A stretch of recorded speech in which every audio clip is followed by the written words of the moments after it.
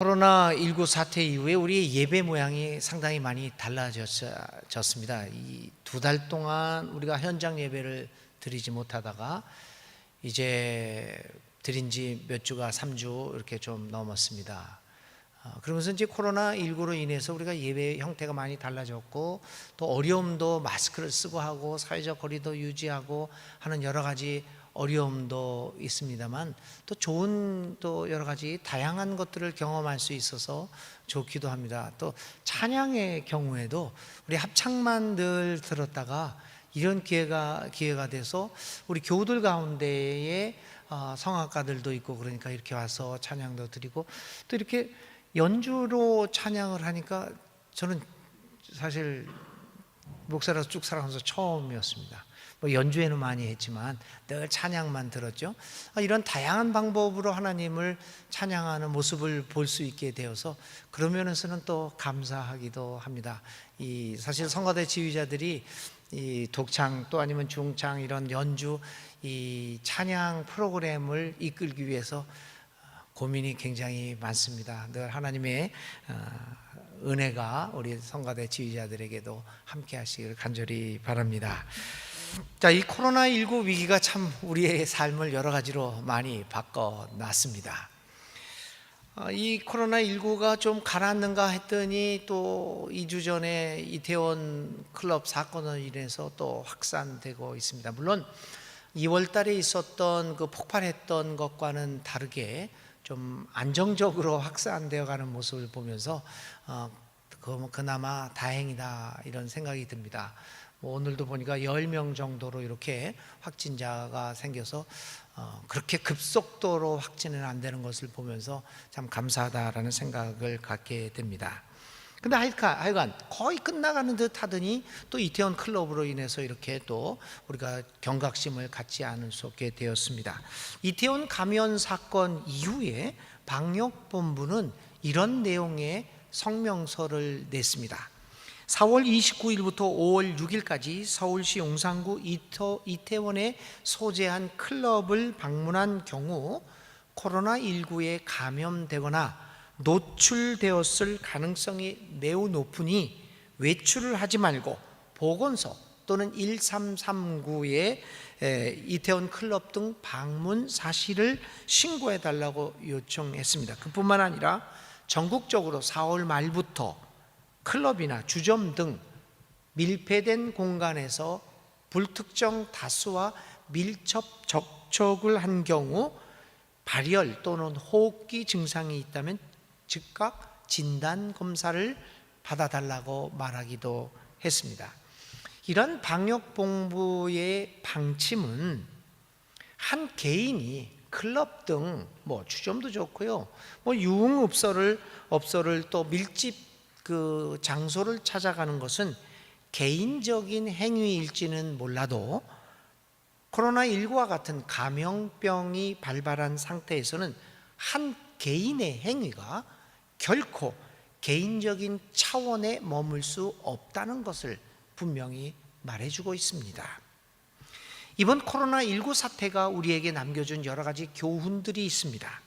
그 중에서도 인류는 지구촌화 이후로 인하여 이제는 우리가 모두가 운명 공동체로 살아가고 있다는 것을 분명하게 보여주었습니다.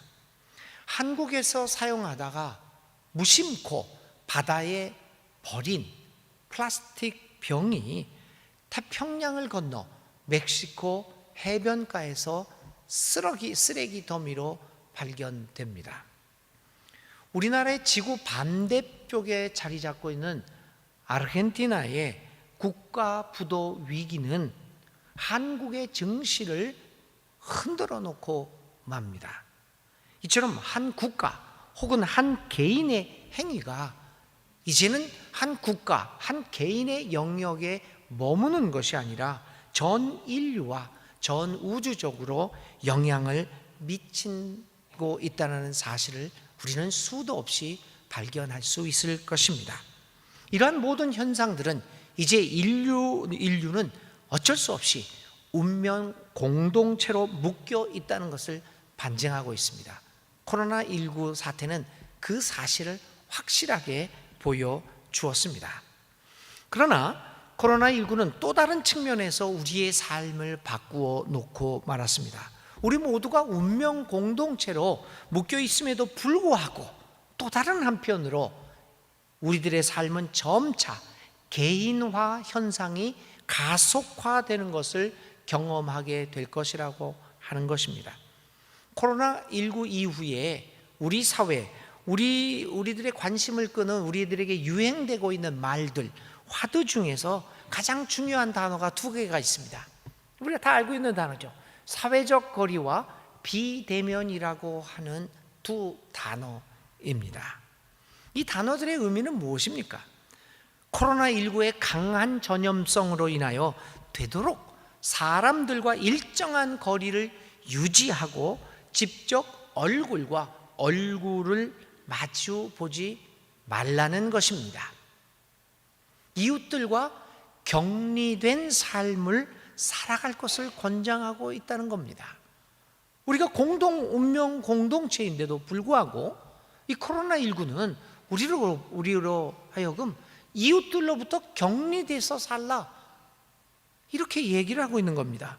이제 서로 얼굴과 얼굴을 마주 보면서 대면하면서 침 튀기면서 일 말하고 노래하고 하는 것은 서로에게 부담이 됩니다. 서로 악수하고 얼싸안는 신체적 접촉은 위험한 것으로 간주됩니다. 우리가 악수를 안 한다고 이렇게 주먹으로 이렇게 하잖아요. 이것도 사실 감염병 보균자가 있다고 하면 이거 그대로 전염되는 겁니다. 그러니까 이 코로나19가 가르쳐준 것은 이런저런 신체적 접촉을 대면하지 말라라고 하는 것입니다. 이렇게 코로나19는 인류의 삶에서 이웃과의 관계에서 살아가는 모습을 변화시켜 버리고 말았습니다. 이제 우리도 이렇게 거리 두기로 해서 예배를 드리지 않습니까? 그러나 언젠가는 여름 가까이 되면 코로나19의 종식을 선언할 수 있지 않을까라는 낙관적인 희망도 가져봅니다만은 하여간 언젠가는 종식 선언을 한다고 합시다. 그러면 금방 이 사회적 거리를 무너뜨리고 예전에 우리가 타닥타닥 붙여서 예배 드리던 그 시절로 곧바로 돌아갈 수 있을까요? 아마 힘들 겁니다. 이 사회적 거리 두기는 계속해서 어느 기간 동안 이어져 나갈 것이 틀림없습니다. 비대면 이 상황도 마찬가지입니다. 그러므로 이 사회적 거리 두기와 비대면의 상황은 여러 가지 사건들을 우리에게 발생케 할 겁니다. 그 중에 하나가 이 거리 두기와 비대면은 우리들로 하여금 우리들 사이에서 가까이 하지 말아야 할 그룹을 특정하여 위험시하는 등 혐오감이 증가할 것으로 생각되어집니다. 이번 이태원 클럽 사건만 해도요, 이태원 클럽 사건에서 나름대로의 두 종류의 혐오 대상자가 또 발생을 합니다. 첫 번째는 그 이태원 클럽이 성소수자가 다녔다고 하는 그런 클럽이라고 이렇게 인식이 되면서 성소수자들에 대한 혐오감이 원래도 있었지만 더 증폭이 되었습니다. 또 한편으로는 젊은이들, 이거 정신 못 차리는 애들이구나, 이 시기가 어떤 때에 춤추러 가고 거기서 술 마시러 그렇게 가느냐라고 하는 젊은이들에 대한 혐오감이 또 생겨나기 시작했다는 겁니다.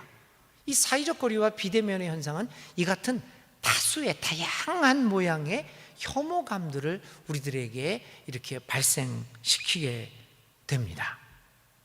이처럼 코로나19는 우리는 운명 공동체임을 확인하면서도 이기적인 개인화의 강화와 혐오감의 증가라고 하는 이 모순적 상황을 만들어내고 있습니다. 이런 현실에서 우리는 어떤 모양의 삶, 어떤 방향의 삶을 채택해야 하는가에 대한 질문을 갖게 됩니다. 여러분, 여기에 대하여 기독교는 분명한 답변을 해 주어야 합니다.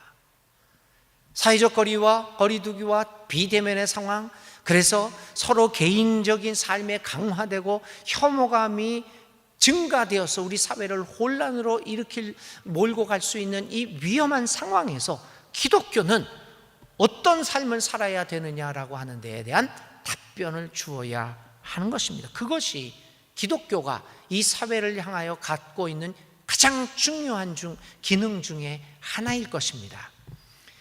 이번 코로나19 사태가 종교에 대하여 종교에 대하여 생각하게 한 일이 있습니다. 이 코로나19가 우리 사회를 다 휩쓸고 지나갔습니다. 그런데 문제는 이 위기에 대하여 종교가 한 일이 없다는 겁니다. 많은 사람들이 그거를 깨달았어요. 코로나19가 창궐해서 사람들이 죽어가고 공포에 질려 있는데 종교는 뭐 했느냐? 아무것도 한 일이 없다. 이런 생각을 사람들이 갖게 되었습니다.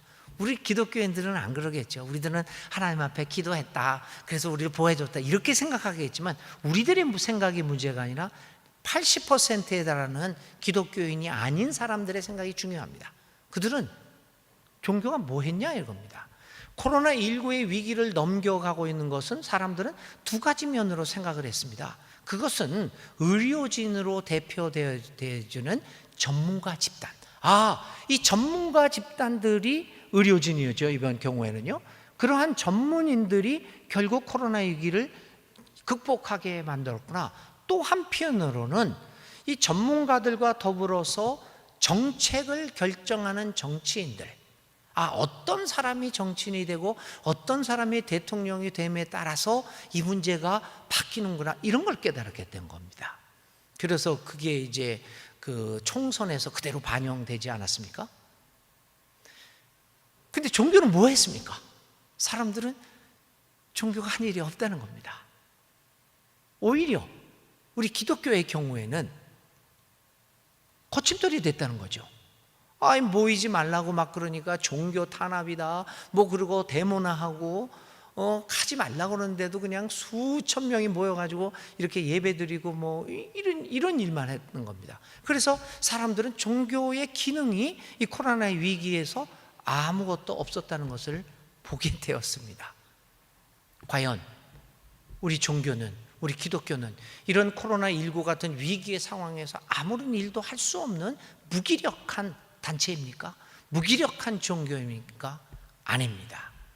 이러한 위기 속에서 우리 기독교는 분명한 해답들을, 질문에 대한 답변들을 제시할 수 있어야 합니다. 만일 기독교가 단지 코로나19 위기를 잘 넘기고 다시 교회 모임이 활성화되고 출석 교인 수도 정상화되고 그래서 재정도 정상 궤도에 들어서는 것으로만 만족한다면 이 세상을 이처럼 사랑하시고 이 세상을 구원하시기 위하여 하나님의 자리를 버리시고 인간의 몸, 그것도 가장 낮은 사람의 몸으로 오신 예수님의 삶을 무기력하고 무의미하게 만드는 일이 될 것입니다. 그런 의미에서 우리 교회가 이번 금년에 채택한 예수 살기는 매우 시적절한 목회 주제가 아닐 수 없습니다. 예수 살기, 예수님을 믿고 따르는 사람들이 살아가는 삶의 형태, 이 예수 살기라고 하는 것이 코로나19 이후의 세계에서 구체적인 모습으로 어떻게 이루어져야 하는 것인가를 보여줌으로써 코로나19 위기에 빠진 이 사회를 향하여 우리는 이러한 삶을 살아야 된다라고 하는 답변을 줄 수 있을 것입니다. 그것을 저는 오늘 본문의 예수님의 행위를 통하여 생각해 보려고 하는 것입니다.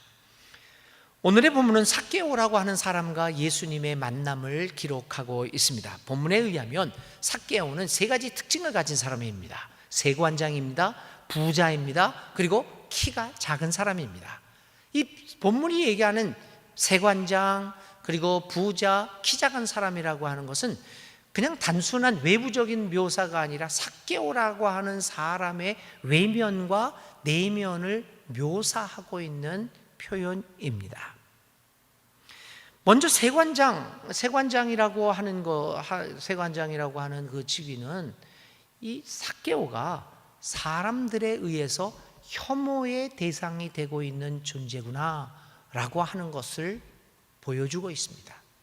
뭐 당시에 유대 사람들은 세리장이라고 하면 민족을 착취하고 억압하는 매국노다 이렇게 생각을 하고 그 사람을 혐오의 대상으로 삼았습니다. 이 삭개오도 그것을 너무나 잘 알고 있습니다. 두 번째, 부자라고 하는 것은 그가 이러한 혐오를 받으면서도 악착같이 재산을 모읍니다. 재산을 모아서 부를 축적하는 것만이 자신의 삶을 성공적으로 이끌 것이라는 생각 속에서 그러한 일을 해왔습니다. 키 작음, 삭개오가 키 작다고 하는 것은 단순한 그의 외모를 이렇게 얘기하는 것만은 아닙니다. 키 작다라고 하는 표현은 삭개오가 내면적으로 겪고 있는 여러 가지 컴플렉스를 대변해 주고 있습니다. 키 작음, 자신의 내부에서 내면에서 복잡하게 얽혀지고 있는 자신의 삶에 대한 그 컴플렉스, 열등감들을 표현하고 있습니다. 어쩌면 그는 키가 작았기에 그 열등감을 극복하기 위하여 사람들이 혐오하는 직업인 세관장을 택했을지도 모릅니다. 왜냐하면 그것은 그에게 부를 약속해 줄 수 있는 직업이었기 때문입니다. 부를 축적하면 그는 내면의 이 열등감을 극복할 수 있을 것이라고 생각했을지도 모릅니다. 그래서 세관장으로서 많은 돈을 벌었던 것이었습니다. 그는 부자였습니다. 일반적으로 부자 곁에는 많이 모여 있기 마련입니다. 그런데 그는 부자이기는 하였지만 그의 직업은 세관장이었기 때문에 그런 연유로 인하여 그는 유대인들에게 외면당하고 혐오의 대상이 되는 삶을 살아가고 있었습니다. 어느 누구도 삭개오와 대면하기를 싫어했습니다. 삭개오와 접촉하기를 싫어했습니다. 삭개오 자체도 그 사실을 너무나 잘 알고 있었기에 유대 민족들과 다른 사람들과 사회적 거리를 늘 두는 삶을 살았습니다. 그리고 그 사람들과 얼굴과 얼굴을 마주대는 관계를 갖지 않고 늘 비대면의 인간관계를 갖고 있던 사람이 삭개오입니다. 자, 그래서 그는 사람들 속에 있었지만 늘 군중 속의 외로움을 느끼고 있었고 사람들의 질시와 견제 그리고 그를 향한 혐오감으로 인하여 늘 긴장하며 살아가고 있었습니다. 그때 그는 여리고로 예수님이 오신다는 소식을 듣습니다. 그리고 많은 사람들이 예수님을 보러 나가자 그도 예수님을 보기 위해서 그 거리로 나섭니다. 그런데 오늘 기록에 의하면 워낙 사람들이 많았기에 그는 작은 키로 인하여 볼 수가 없어서 나무로 올라갔다고 얘기합니다. 그러나 그가 나무로 올라간 것은 그의 작은 키 때문만은 아니었습니다. 오히려 작은 키보다는 사람들의 질시와 견제 그리고 그를 향한 혐오감을 느끼고 있었기에 그는 감히 사람들 앞에 나서 사람들을 제치고 예수님 앞으로 가까이 다가갈 수가 없었습니다. 그래서 그는 나무 위로 올라갑니다. 그는 여전히 사람들과 사회적 거리와 비대면의 상황을 유지하고자 합니다. 그리고 그는 그것으로 만족하려고 하였습니다. 멀리서나마 지나가시는 예수님을 보는 것으로 만족하고자 합니다. 그런데 상상하지 못한 일이 발생합니다. 그것을 누가복음은 이렇게 기록하고 있습니다. 예수께서 그곳에 이르셔서 쳐다보시고 그에게 말씀하셨다. 삭개오야, 어서 내려오너라. 오늘은 내가 네 집에서 묵어야 하겠다. 그러자 삭개오는 얼른 내려와서 기뻐하며 예수를 모셔 드렸다라고 기록하고 있습니다. 멀리서나마 예수님을 보는 것으로 만족하려던 삭개오에게 상상할 수 없는 일이 발생한 것입니다. 예수님이 그 많은 군중들 가운데 그를 바라보셨던 것입니다. 예수님의 눈길이 그 많은 사람들 가운데 그에게 머물렀던 것입니다. 그뿐만 아닙니다. 예수님이 삭개오에게 그의 집에 머물 수 있느냐고 물으십니다. 나무 위에 올라가서 조마조마한 마음으로 군중들과는 사회적 거리를 두고 비대면으로 예수님을 바라보던 그는 급히 나무에서 내려옵니다. 그리고 예수님을 자신의 집으로 모셔드립니다. 사회적 거리와 비대면의 상황이 초래한 온갖 혐오감을 이기고 그는 예수님과 가까워지고 예수님을 대면하기에 이르게 됩니다. 어떻게 해서 이런 극적인 상황이 발생한 것입니까? 이러한 상황, 반전이 이루어진 것입니까? 그것은 예수님의 눈길이었습니다. 예수님은 삭개오가 올라가 있던 나무 곁을 지나십니다. 무엇에 끌렸는지 그분은 위를 쳐다봅니다. 나무 위에는 한 키 작은 남자가 있었습니다. 삭개오입니다. 예수님은 그를 바라보자 그가 얼마나 많은 혐오에 시달려서 어쩔 수 없이 군중들과 거리를 두고 사람들과 대면하지 못하고 있는가를 단번에 알아보십니다. 어떻게 그는 그런 것들을 알아볼 수 있을까요? 예수님은 세심한 마음, 지난주에 우리가 말씀드렸던 심선현, 마음 씀씀이가 깊이가 있는 그 마음을 가진 예수님이었기에 그는 사람들 얼굴에서 스쳐 지나갈 수도 있는 그 자그마한 표정을 놓치지 않고 거기에서 그의 아픔을 보실 수 있는 공감의 능력을 가지신 분이셨기 때문입니다. 그가 왜 그 수많은 군중들 속에서도 위에 있는 삭개오를 바라보셨을까요? 무엇이 그로 하여금 삭개오를 바라보게 만들었습니까? 공감의 능력입니다. 이 공감의 능력으로 삭개오를 바라본 예수님은 인자한 눈길로 그를 바라봅니다. 삭개오야, 어서 내려오너라. 오늘은 내가 네 집에서 머물고 싶구나. 이 한마디에 삭개오는 급히 나무에서 내려와 예수님을 맞이합니다. 그는 예수님을 자신의 집으로 가까이 모셔드립니다. 사회적 거리가 일시에 극복됩니다. 멀리서만 바라보고자 하는 그 비대면의 상황이 이제는 예수님과 얼굴과 얼굴을 마주하는 대면의 상황으로 변화되고 있습니다. 그뿐만 아닙니다. 삭개오의 삶에는 일대 변환이 이루어집니다. 그는 세관장으로서 불의한 재산을 많이 모아둔 사람입니다. 그가 예수님을 만나고 사회적 거리와 비대면의 경험을 극복하여 마음의 거리가 가까워지는 것을 경험한 삭개오는 예수님에게 이렇게 말합니다. 주님, 보십시오. 내 소유의 절반을 가난한 사람들에게 주겠습니다. 만일 내가 어떤 사람에게 강압적으로 빼앗은 것이 있다면 4배로 갚겠습니다. 상상할 수 없는 일이 발생했습니다. 어디서부터 이런 일이 발생했습니까?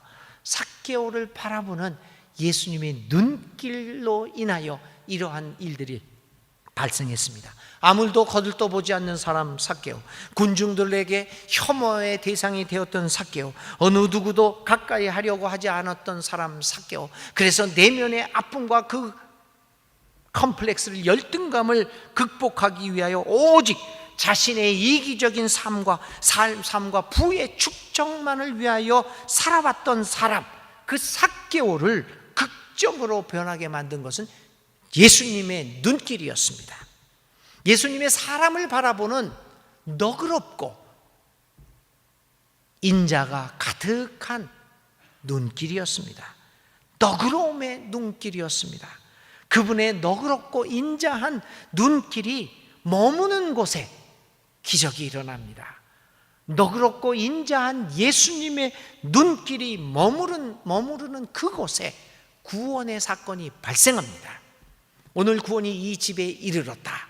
이 사람도 아브라함의 자손이다. 인자는 잃은 것을 찾아 구원하러 왔다. 예수님은 이처럼 늘 사람들을 대하실 때 인자하고 너그럽게 대하셨습니다. 이웃의 약점을 찾아보려고 하지 않았습니다. 늘 불쌍히 여기는 마음으로 사람들을 너그럽게 대하십니다. 그러기에 그분의 인자하고 너그러운 행위는 사람들을 감동시키고 사람들을 구원하는 것입니다. 성경은 이러한 너그럽고 인자한 예수님의 마음과 삶의 실천을 무수히 전해주고 있습니다. 결국 예수님의 그 너그러움과 인자함이 우리 인류를 구원할 것입니다. 도덕경은 물의 특징을 지난주에는 우리가 심선연을 얘기했는데 오늘은 또 다른 특징을 하나 얘기합니다. 그것이 바로 여선인이라고 하는 단어입니다. 이 여자라고 하는 것은 뭐 제공하다, 수여하다 이런 뜻도 가지고 있지만 이 도덕경에서는 이렇게 씁니다. 더불어 함께하다의 여입니다. 그리고 착할 선, 어질인. 그러니까 이 뜻은 물은 여러 다른 존재와 더불어 함께 공동체를 이루어 살 때 너그럽고 인자하다라고 하는 말입니다.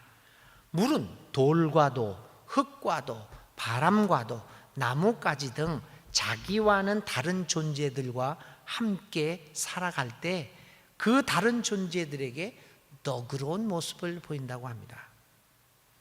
돌이 물 안에 있습니다. 거치장스럽습니다. 그러나 물은 그것을 거치장스럽다, 무겁다 여기지 않고 너그럽게 받아들입니다. 흙이 들어옵니다. 물을 흙탕물로 만들어 버립니다. 더럽다고 얘기하지 않습니다. 그 흙을 너그럽게 받아들입니다. 시간이 지나면 그 흙은 가라앉고 다시 물은 청명하게 됩니다. 바람이 불어옵니다. 물을 흔들어 놓습니다. 혼란시킵니다. 왜 나를 흔드느냐? 탓하지 않고 물은 바람을 너그럽게 받아들입니다. 나뭇가지가 떠다닙니다. 이게 가시지요. 콕콕 찌르는 가시입니다. 너는 나를 왜 이렇게 콕콕 찌르느냐? 배척하지 않고 그것마저도 너그럽게 받아들입니다. 물은 그 모든 다른 존재들을 그래서 품을 수 있습니다. 너그럽고 인자한 마음에 따른 실천 행위가 물로 하여금 모든 것을 품게 만듭니다.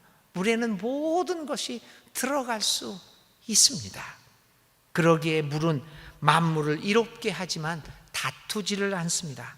모든 것을 너그러움과 인자함으로 대하기 때문입니다. 너그러움과 인자함이 결국 우리를 구원하게 될 것입니다. 여러분, 이러한 너그러움과 인자함의 눈길의 그 태도는 종교에서만 가르치는 것은 아닙니다. 요즘 이제 기업 경영에서도 그런 것들이 많이 강조가 되죠. 특별히 한국 사회와 같이 기업 총수들의 갑질 때문에 사회적 문제가 발생하고 있는 우리 같은 사회에서는 기업인들에게 요구하는 것이 이 같은 덕목들입니다. 기업 경영자들에게 이 여선인의 덕목을 갖출 것을 요구해야 한다는 주장도 강하게 나타나고 있고, 또 마찬가지로 최고 경영인들을 위한 교양 강좌라든지 세미나에서 이 여선인을 강조합니다. 돈을 벌고자 하는 사람들에게, 그래서 돈을 벌기 위해서 무자비해져야 하는 기업인들에게 여선인을 강조하고 있는 겁니다. 자비롭게 해라, 너그럽게 해라, 인자스럽게 해라. 이게 기업인들을 향한 요구입니다.